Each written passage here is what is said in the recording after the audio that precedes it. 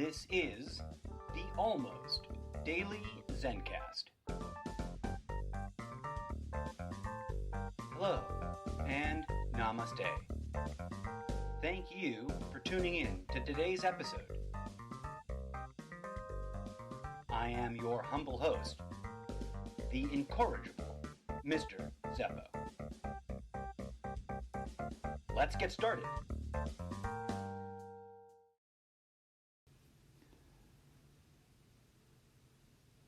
Greetings, my friends. Namaste. Welcome to you.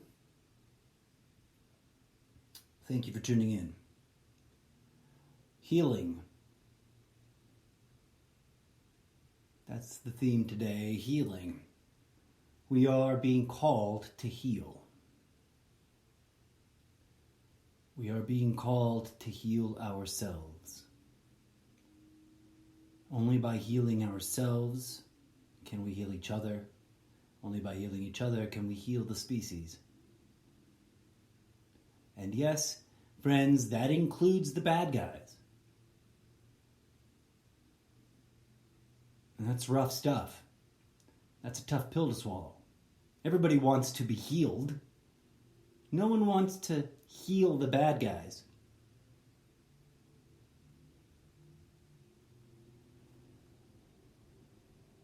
Of course, those are absolutes, and of course, incorrect.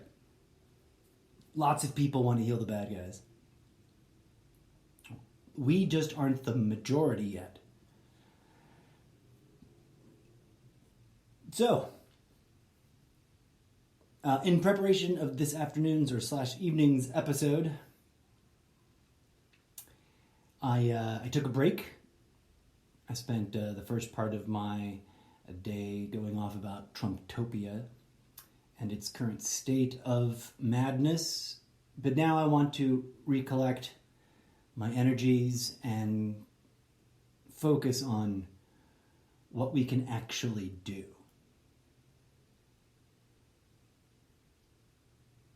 In preparation, I spent a few minutes looking at some news headlines under the category of spirituality. Because I hadn't done that in a while, and I thought, well, what's going on in the spirituality journalism world? And here's a headline that caught my eye. Sailors aboard the John C. Stennis aircraft carrier are holding heathen religious services in the chapel.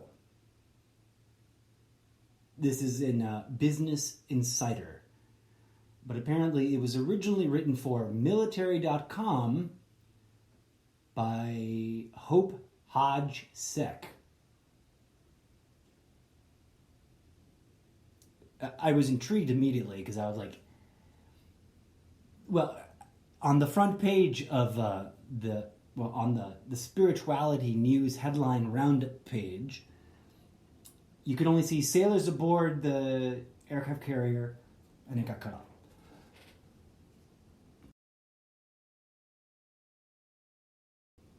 I was, of course, intrigued. What are sailors? What is this headline? And the picture next to that cut off headline was an aircraft carrier. So I'm like, what is this aircraft carrier headline doing in the spirituality page? And then, of course, boom, heathen religious services. That struck me as humorous and potentially misapplied. Like, is that how that works? Because I will admit that my earliest exposure to the word heathen was from inside the organized religion box. I would hear preachers, either in real life or in representations in film and media, about preachers and the way they preach, speak of the horrible sinners, the heathens. And of course, I've seen real-life Christians use that word filled with hate as a kind of emotional violence towards others that they deemed not in genuine alignment with their own beliefs.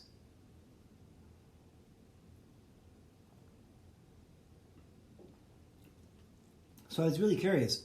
is whoever writing this, is whoever this article is aiming at, are they judging the people who are holding these alternative non-Christian spiritual practices? So I opened up the article, and it starts with 3 bullet points, right? Well, it's got a picture of the USS John Stennis, part of the U.S. Pacific Fleet. And then it has 3 bullet points, which read, heathens are holding religious services in the chapel of the USS John C. Stennis aircraft carrier, which is operating in the Persian Gulf. Aviation electricians mate 2nd class Joshua Wood, a practitioner of Norse paganism, has been appointed the heathen lay leader for the carrier. This is the latest in a series of step forwards for heathens in the U.S. military, with others including being allowed to adorn headstones with the symbols of Thor's hammer. I cannot pronounce that word. Mjolnir? I don't know. I'm sure that Thor fans of the movies can pronounce it better than I can. But I digress. So, is this article biased against those practitioners, or is it in favor of those practitioners? I wasn't sure. And I kind of stopped there because I was like, whoa, wait a minute, hold on. Am I misremembering the term heathen? Was my original exposure to it from inside the organized religion box when I was a Catholic overburdened with negative connotation because of the way those people were using it? So I turned to the trusty old dictionary.com and looked up the word heathen. Here we go. It's a noun. Historical context. An individual of a people that do not acknowledge the God of the Bible. Or a person who is neither a Jew, nor a Christian, nor a Muslim. Or a pagan. Now, the second definition, which is considered more informal, is an irreligious, or in other words, lacking religion, or uncultured, or uncivilized person. Indians were heathens. Aboriginal people from all continents were heathens. Especially, most overtly, they were called that during the eras of empire, when people who were white and wealthy and Christian went to these indigenous homelands and butchered them for profit, for gain, in order to acquire their lands, and more importantly, the mineral rights attached to them.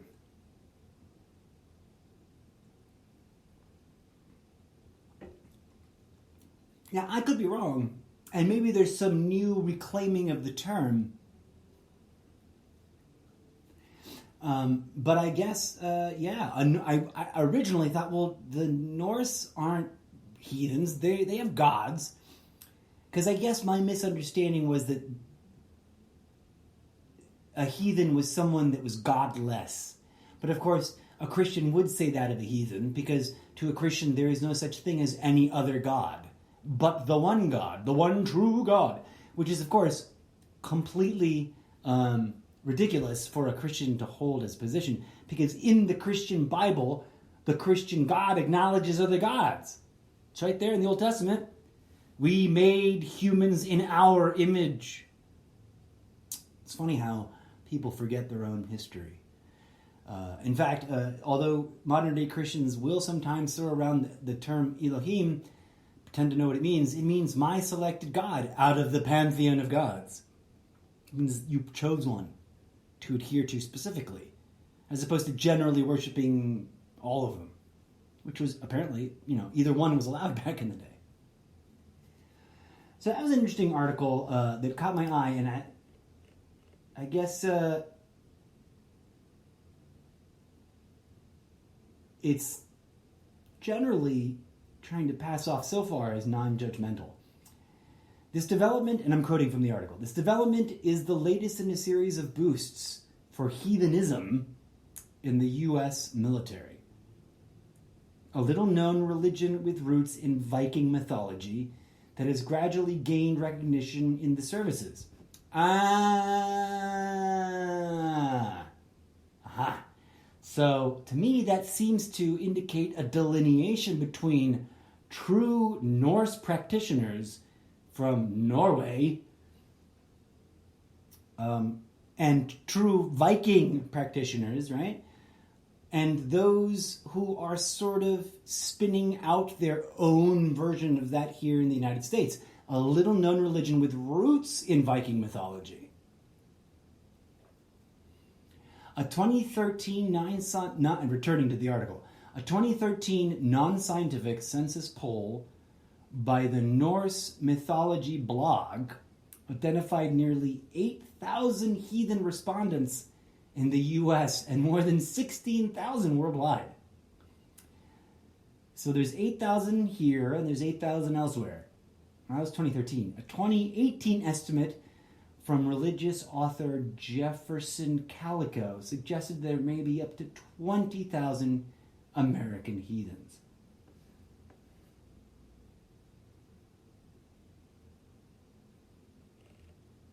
Okay. The article goes on to say a little bit later that religious lay leaders, that means, that's not religious leaders laying people.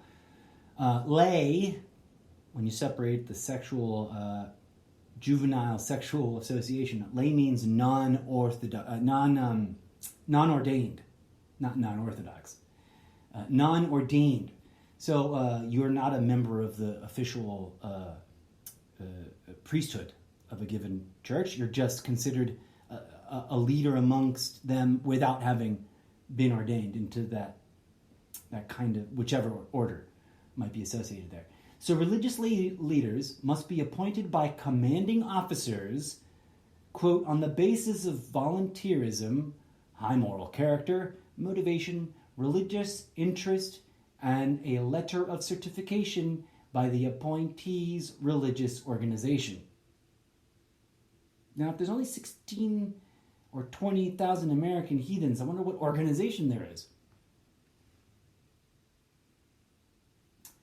Now, there was a press release that they're referring to, and they're getting the information for this article, but they go on to say that while the release did not state how many sailors are regularly joining Wood for services, it includes quotes from one of the other Navy practitioners.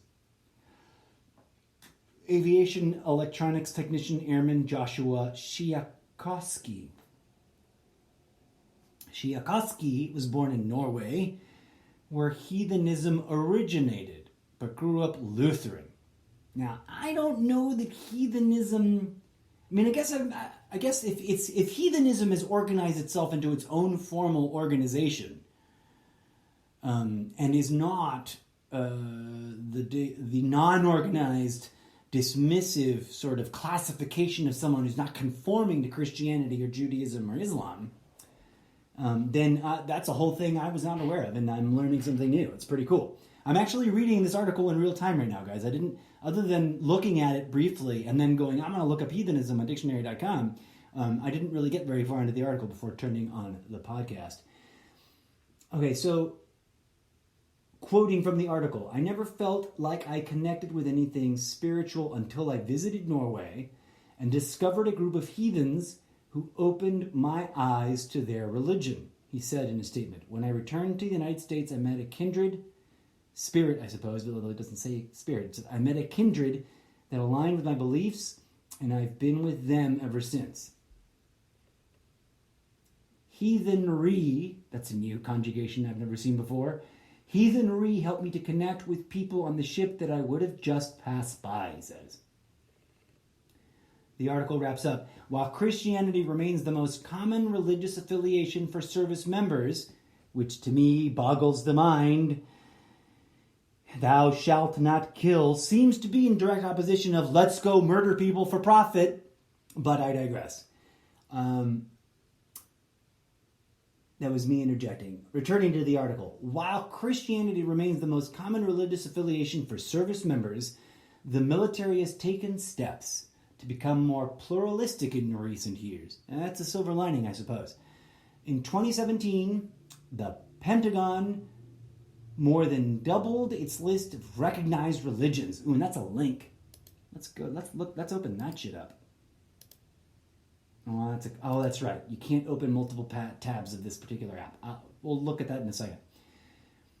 So they expanded their list of recognized religions to 221, compiling faiths already recognized by various service branches into a master list. Heathenry, as opposed to heathenism, in particular, has seen a number of advances in the military. In 2013, Arlington National Cemetery approved the Hammer of Thor as an accepted religious symbol to adorn military headstones.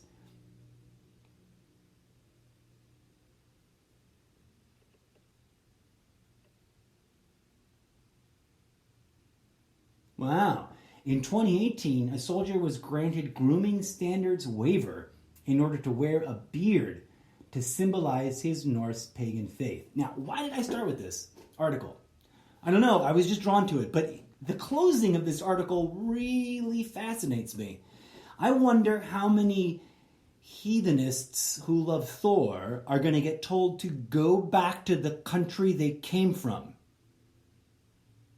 Probably not many. Because I'm going to take a wild guess here. I could be wrong. But I bet there aren't a lot of black or brown heathenists or heathenaries or heathen whatever, just heathens.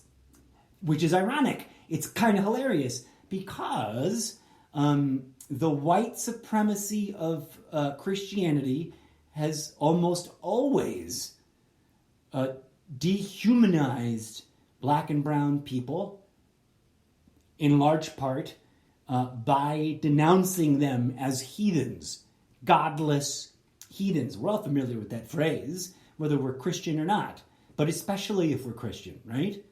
What Christian has never heard the phrase godless heathens?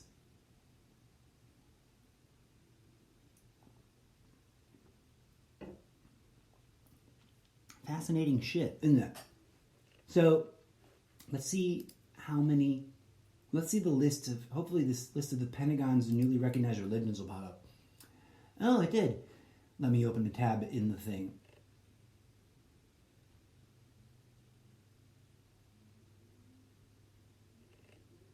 Okay, the scrolling down.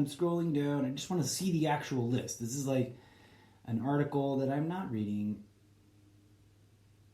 Okay, this kills me.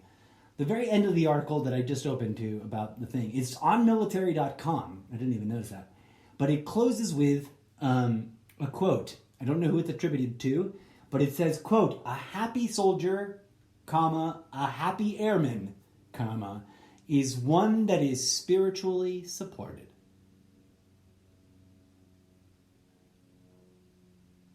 Okay.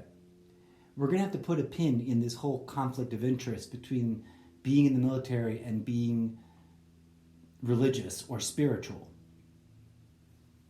It just boggles my mind that people can go and butcher other people and feel righteous about it with their religions, while every single spiritual master who came to us with teachings said love and forgive your enemy. And, remember that whole rule from earlier about not butchering them. Okay. Whoa. Oh, God, this is too much fun synchronicity. Literally real time, guys. I didn't prep this. We're on the U.S., the military.com. It's a U.S. news website around the military. On the sidebar, you know how they'll have sidebars, literally bars to the side. There's a series of other links, articles and stuff. Navy news, Marine Corps news, and in the segment titled Air Force News, there's a headline with a picture of an alien that reads, "The essential gear for your raid on Area 51." You guys, the Air Force is trolling you. But let's, I'm gonna right click on that to open it up and see if okay. So it's a new tab. Okay, the U.S. military doubles the number of recognized religions to 221 is the headline of this article on military.com. But we don't get a list, and we don't get a link to a list.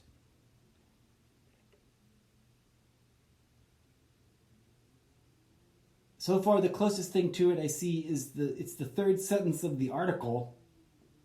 It's funny, sentences are paragraphs now on the internet, guys.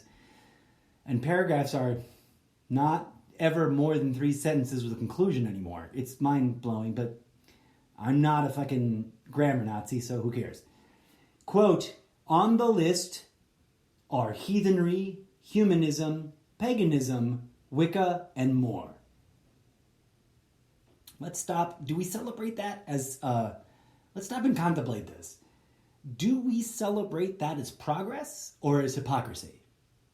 Because, I don't know if you remember, but way back in the day, the founding fathers of this particular country used their military to kill heathens.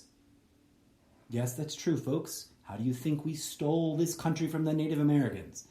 Because even after we established ourselves as a nation, I say we because I believe myself to be a Mexican American. I love this place. I'm an interdimensional, artificial, cyborg clone from Mexico from another dimension that lived in America and considered himself quite openly a Mexican American cyborg clone in that dimension. And no one was upset by that. Here, that's a tough one to bust out and not like freak people out with. But anyways, I digress. The United States military, long before it got busy butchering white Americans who refused to buy into the idea of the United States of America, remember that Civil War? Spent quite a long time butchering heathen Native Americans. For what reason? Because they were godless heathens. Hey, but now we recruit them into the military. Well, that's not new. We've been using Native Americans in the military for a really long time, which is sad, depressing.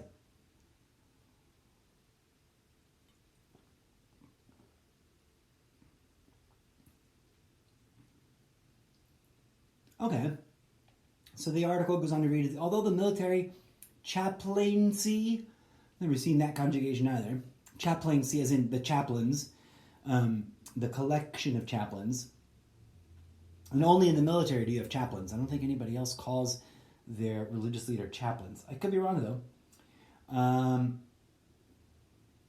Although the military chaplaincy has a long history of respecting diversity, Ohio National Guard State Chaplain Colonel Andrew Aquino said that the list could make troops more willing to divulge their religion. In the past, he goes on in his quote to say, if the person's religion wasn't on the list, he wouldn't know how to clearly identify them, or we wouldn't know how to clearly identify them, Aquino said. As a matter of fact, the article goes on, in the past, people might have been identified as having no religious preferences because their religion wasn't on the list. Neat.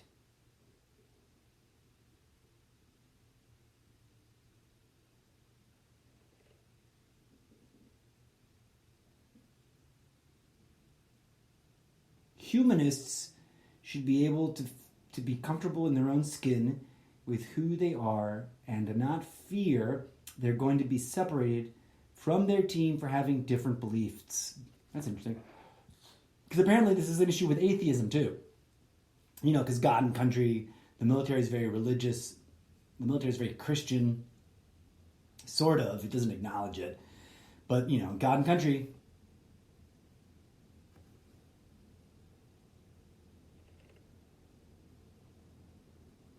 Okay, so according to the article, this new list is a compilation of faiths already recognized by at least one of the military branches. The Department of Defense spokesman Johnny Michael said in an email. But still, no, they didn't actually get the whole list. Go on, talk about other stuff. Explains that the chaplains won't be trained on the new beliefs.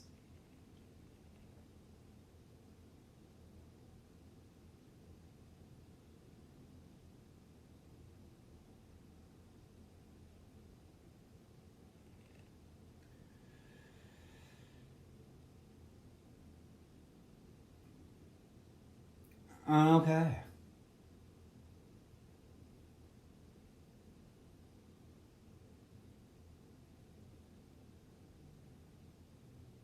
Interesting.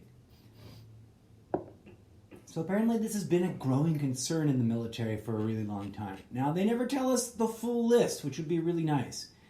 But we'll see if we'll put a put in that and see if we can't come back to it later. Let's go really quick over here to the essential gear for your raid on Area 51. This is an article on the military.com, which kills me.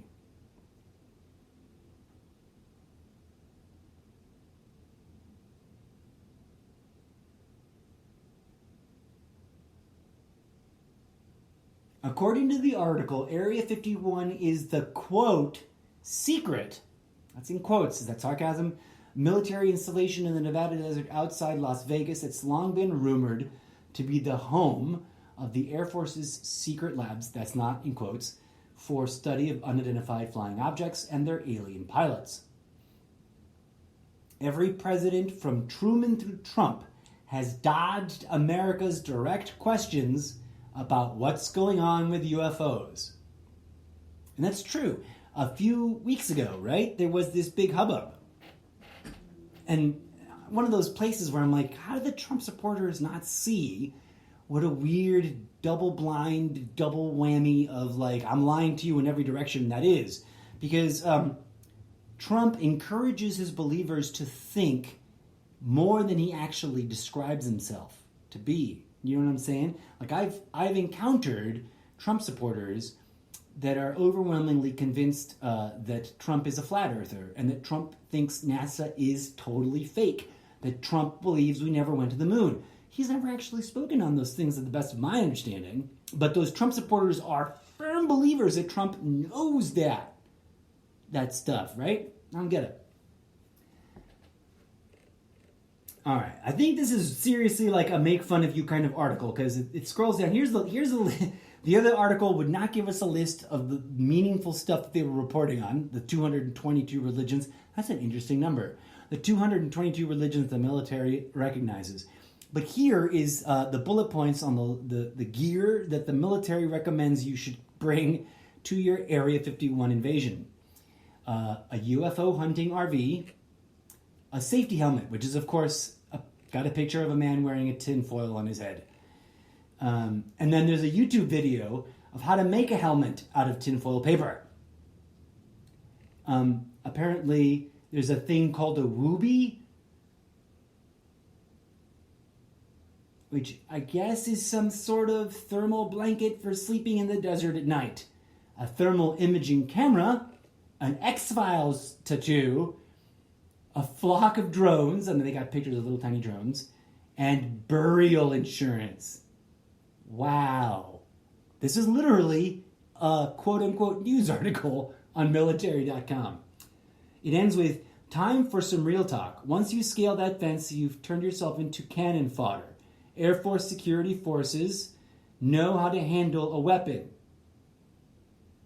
No one is going to get through. Be good to your friends and family. Buy burial insurance so they don't have to join the thousands of other GoFundMe campaigns for victims of Area 51 massacre. Whoa! Wow! Wow!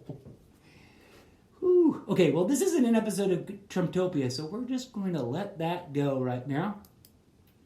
And I'm intrigued. This all started because I wanted to explore the use of the word heathen in that article. But wow, did we go somewhere interesting with that? Other interesting headlines in the spiritual or spirituality news world that I thought would be interesting to share with you guys. Because as much as I rail about how there's a lack of representation, there actually is quite a lot of media out there. And it's working its way towards the mainstream, thank God. But you turn on CNN, you turn on Fox, you turn on MSN, and there's very few serious, well-informed, talking head, bobblehead reporters that talk like legit spiritual terms. But let's look at some of these other articles.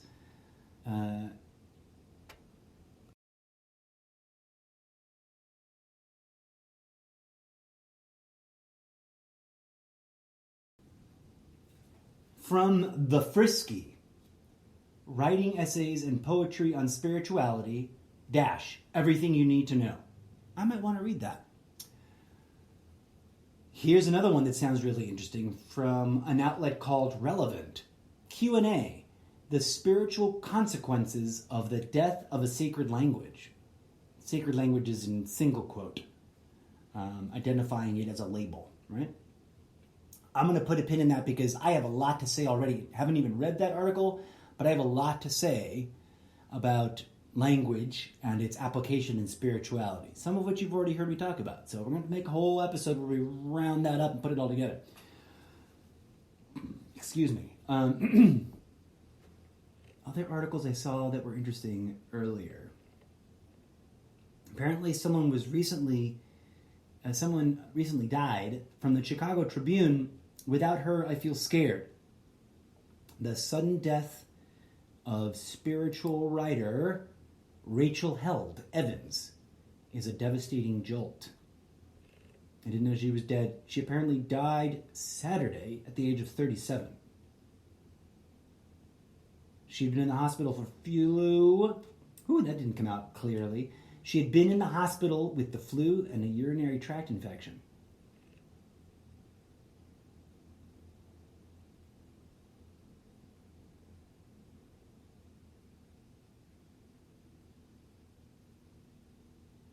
Apparently her brain was swelling. Wow.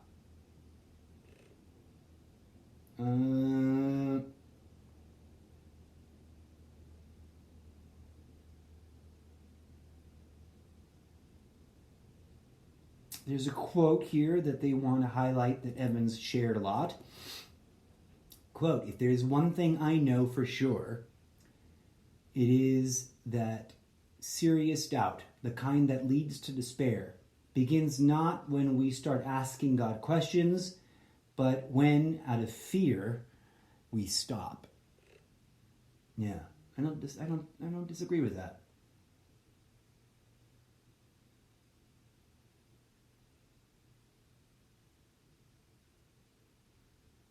Now, I don't know what kind of spiritualist she was. She seems to be of the generic Christian kind, because it was something I said. I don't know for sure. But right after that quote, she talks about the gospel. The gospel does not need a coalition devoted to keeping the wrong people out. Ooh, that's beautiful. It needs a family of sinners saved by grace, committed to tearing down the walls and throwing open the doors and shouting, "Welcome. There's bread and wine. Come eat with us and talk." This isn't a kingdom of the worthy. It is a kingdom of the hungry. That is beautiful. That is truly beautiful, friends. It's eloquent and really profound. It's better than anything I've said on my podcast to date. I think just everything I've ever wanted to say about Christianity especially is bound up in that statement. I feel really lucky that I stumbled across it just now. And now I'm going to share another quote from this article about this woman who just passed away. Quote, "For me, the trouble started when I began to suspect God was less concerned with saving people from hell than I was." Interesting. There's no follow-up to that, so I don't know if she realized something out of that or not. But here's another beautiful quote. I could tell right away, just from the words that stood out. "Our differences matter, but ultimately, the boundaries we build between one another are but accidental fences in the endless continuum of God's grace. We are both a forest and a single tree." Yeah. I can't disagree with the things that are representing her in this article. And I send my condolences to her family, her friends, and all of her followers.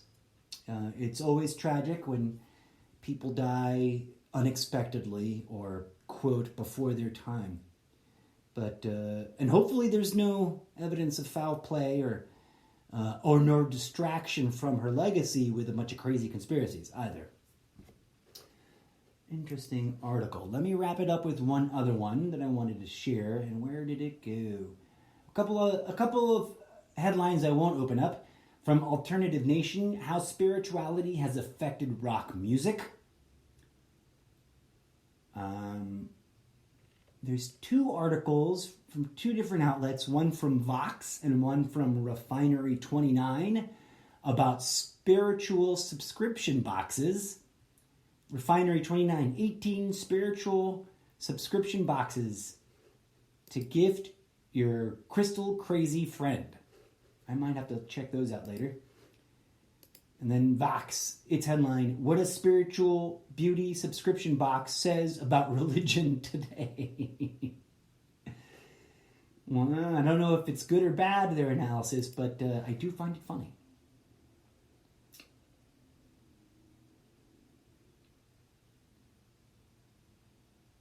What was the other article I actually wanted to open? Yes, from, I think, the Elite Daily. Here we go. Let's open this up. How spirituality affects mental health will inspire you to believe in something bigger. The very first sentence in the article is, what do you believe in? It's a kind of daunting question, isn't it? The author goes on to go in a very personal direction about what they were taught in the Catholic Church and about God.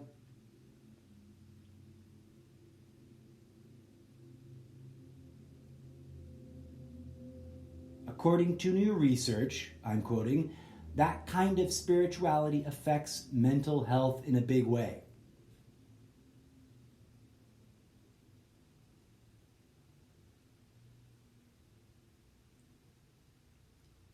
Quote, regardless of what it is exactly that you believe in, what really seems to matter most is that you find your faith, be it organized religion, your own prayer, or even meditation practice, on your commute home. And that's that you don't stop believing in it. That's what matters the most, according to these studies.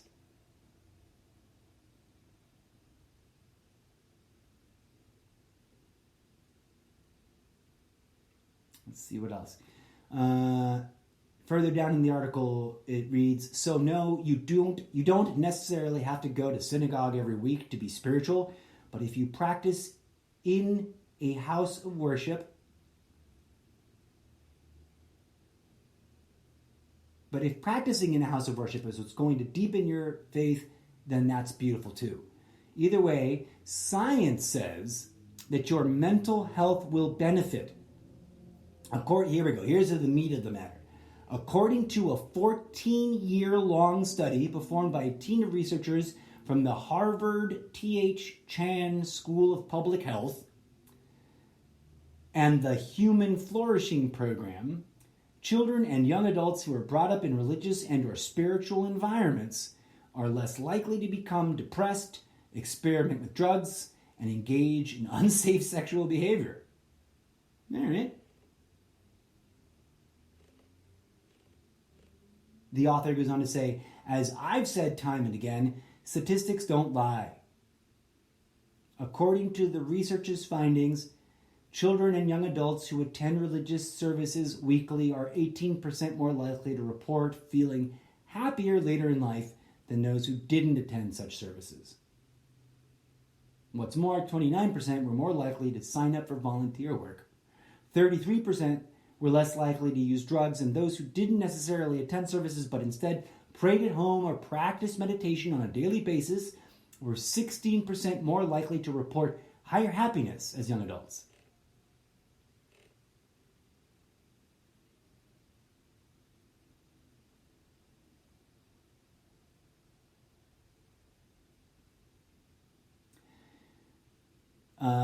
The author explains it's not entirely clear how it affects you, but that Tyler Vander Wheel, PhD, the senior author of the study, tells Elite Daily over email that from his understanding, it could be that by experiencing a close connection to God or any kind of spiritual figure or belief through prayer or meditation, you gain a certain level of satisfaction and contentment in life that those who don't pray or meditate don't seem to experience.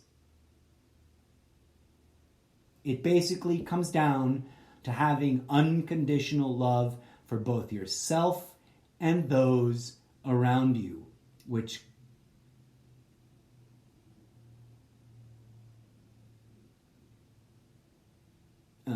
this person who is referenced earlier in the article, and I must have skipped over, so that's what I held up there. I was like, oh, what are they saying? Which Glatter, who wasn't involved in the studies, adds has a calming effect, leading to inner fulfillment that produces a sense of inner peace.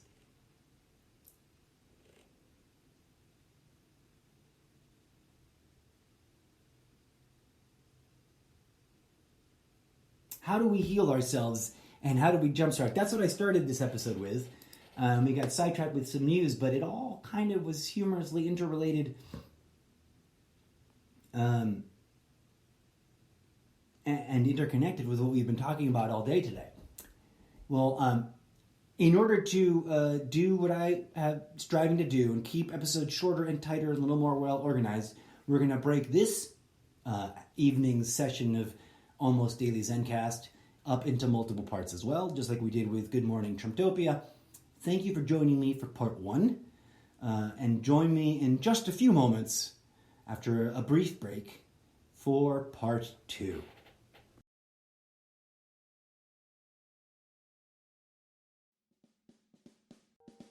And that is what I've got to say about that. As always, thank you kindly for listening. This has been the Almost Daily Zencast, with your humble host, the incorrigible Mr. Zappa. Until next time, may peace, love, and grooviness blossom in your heart.